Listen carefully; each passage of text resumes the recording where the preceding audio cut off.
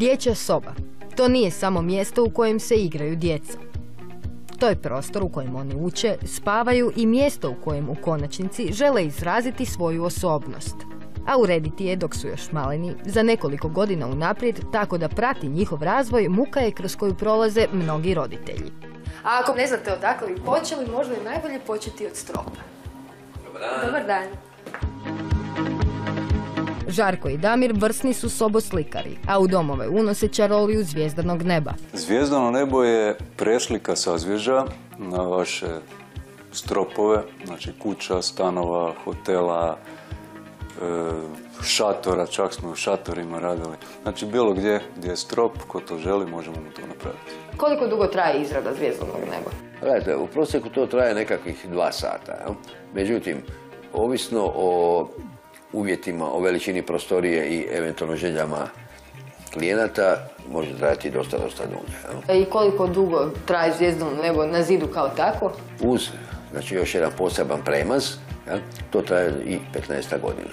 Sam proces izrade odvija se u potpunom mraku, u kakvom je zvijezdano nebo jedino i vidljivo. Mora biti 100% mrak da bi se dobila prava iluzija trodimenzionalnog zvijezdanog neba.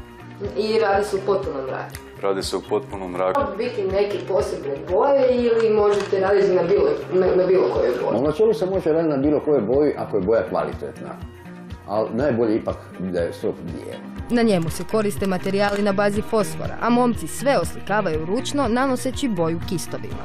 Budući da je riječ o izrazito zahtjevnoj izradi, dobili smo priliku tek nakratko zaviriti u sobu u kojoj je nastajala čarolija. Ja bih vas molio sad da se ovo dalje ne snima, a kad završimo onda ćete moći pogledati kako to izgleda. Nakon 2,5 sata došlo je vrijeme za strašni sud. Dobar dan. Idemo? Da. A? Da. Mama, hoću. Reakcije su, kažu majstori, uvijek slične ovoj, no ova vrsta oslikavanja nije isključivo namijenjena dječjim sobama.